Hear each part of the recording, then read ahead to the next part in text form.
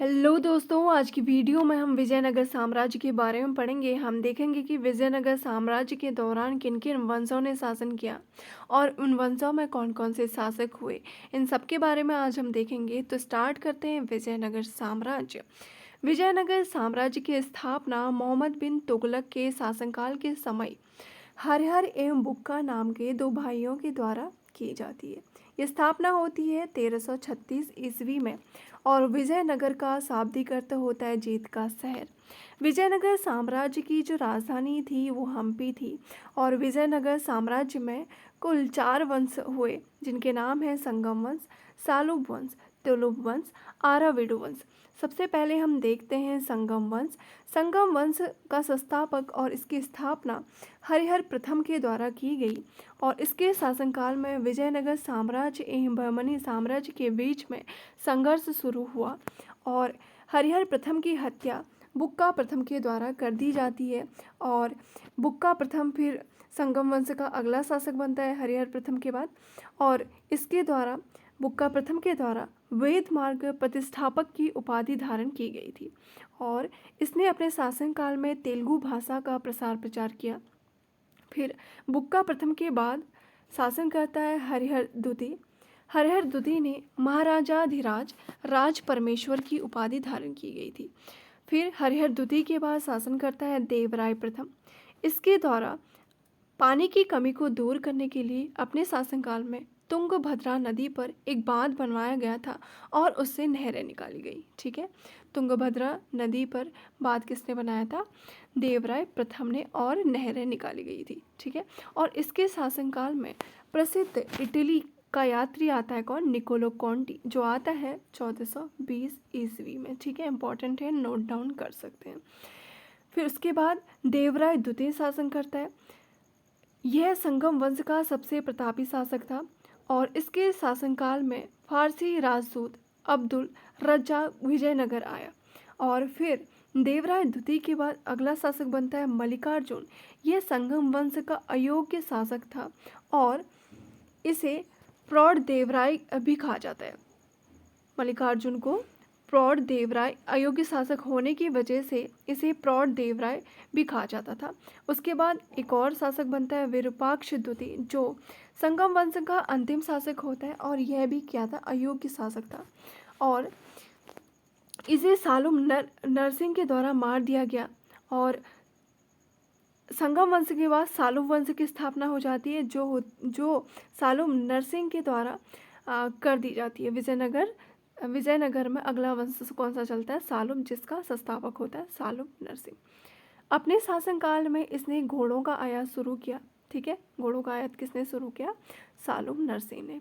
ठीक है, और इसके शासनकाल में उड़ीसा के शासक पुरुषोत्तम गजपति के द्वारा आक्रमण किया जाता है इसके ऊपर और इसे पराजित किया जाता है। फिर आगे चल के सालुम नरसिंह की मृत्यु 1490 में हो जाती है। ठीक है, फिर सालुम नरसिंह के 2 पुत्र होते हैं। एक का नाम होता है तिम्बा और दूसरे का नाम होता है इम्बाड़ी नरसिंह। जो तिम्बा होता है इसका बड़ा पुत्र होता है। ठीक है, सालुम नरसिंह का।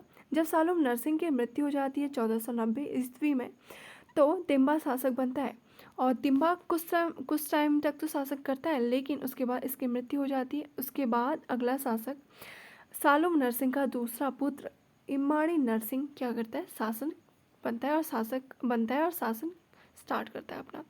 और इन दोनों को, इम्बाड़ी नरसिंह और तिम्बा, दोनों को नरसा नायक का संरक्षण प्राप्त था। ठीक है, इन दोनों का संरक्षक कौन था? नरसा नायक। फिर इम्बाड़ी नरसिंह की कुछ टाइम तक शासन करने के बाद इसकी भी मृत्यु हो जाती है, यानी इसकी हत्या कर दी जाती है वीर नरसिंह के द्वारा। ठीक है, और वीर नरसिंह के द्वारा अब विजयनगर में तुलुप वंश की स्थापना कर दी जाती है। अब स्टार्ट हो जाता है तुलुप वंश। इसका संस्थापक होता है कौन? वीर नरसिंह। वीर नरसिंह के द्वारा अपने शासनकाल में विवाह कर को इसके द्वारा समाप्त किया गया और वीर नरसिंह के बाद अगला शासक बनता है कृष्ण देव राय। ठीक है, और ये जो कृष्ण देव राय है इसके बारे में बाबर ने अपनी कथा बाबरनामा में लिखा है कि कृष्ण देव राय जो था भारत में सबसे सर्वाधिक शक्तिशाली शासक इसे बताया गया है, किसके द्वारा? बाबर के द्वारा, बाबरनामा में। ठीक है। और कृष्णदेव राय के शासनकाल में पुर्तगाली यात्री डोमिगोस पायस एवं बारबोसा नामक दो पुर्तगाली विजयनगर में आए थे। और कृष्णदेव राय के दरबार में तेलुगु साहित्य के 8 सर्वश्रेष्ठ कवि रहते थे।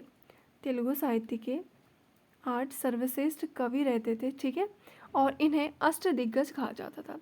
और इसके शासनकाल को तेलुगु साहित्य का क्लासिक युग कहा जाता था। ठीक है। कृष्णदेव राय के शासनकाल को कृष्णदेव राय ने तेलुगु भाषा में आमुक्त माल्याद एवं संस्कृत में जाम्बवती कल्याणम की रचना की। और कृष्णदेव राय ने आंध्र भोज, अभिनव भोज, आंध्र पितामह आदि की उपाधि धारण की थी। ठीक है। इसके द्वारा ये तीनों उपाधियां ली गई थी। आंध्र भोज, अभिनव भोज, आंध्र पितामह की उपाधियां इसके द्वारा ली गई थी। फिर नागलपुर नामक नगर का इसका निर्माण कराया जाता है, यानी इसकी स्थापना इसके द्वारा की जाती है। और हजारा एवं विट्ठल स्वामी मंदिर का निर्माण भी कृष्णदेव राय के द्वारा कराया जाता है। फिर 1529 में कृष्णदेव राय की मृत्यु हो जाती है। इसके बाद अगला शासक बनता है अच्युत राय शासक बनता है। ठीक है। और इसके शासन के दौरान नूनीज नामक पुर्तगाली भारत आया। और इस वंश का फिर अंतिम शासक जो होता है, ठीक है, तुलुप वंश का अंतिम शासक होता है कौन? सदाशिव राय। फिर और इसके मंत्री का नाम होता है, इसके मंत्री का नाम जो सदाशिव राय होता है, इसके मंत्री का नाम होता है राम राय। सदाशिव राय के शासन के दौरान सारी शक्ति इसके मंत्री राम राय के हाथों में होती है। और सदाशिव राय जो होता है एक नाम मात्र का शासक होता है।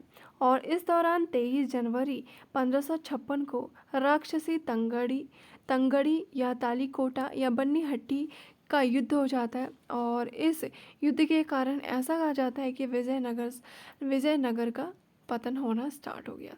ठीक है। फिर उसके बाद तुलुप वंश के बाद रामराय के भाई तिरुमल के द्वारा आराविडु वंश की स्थापना की गई। ठीक है।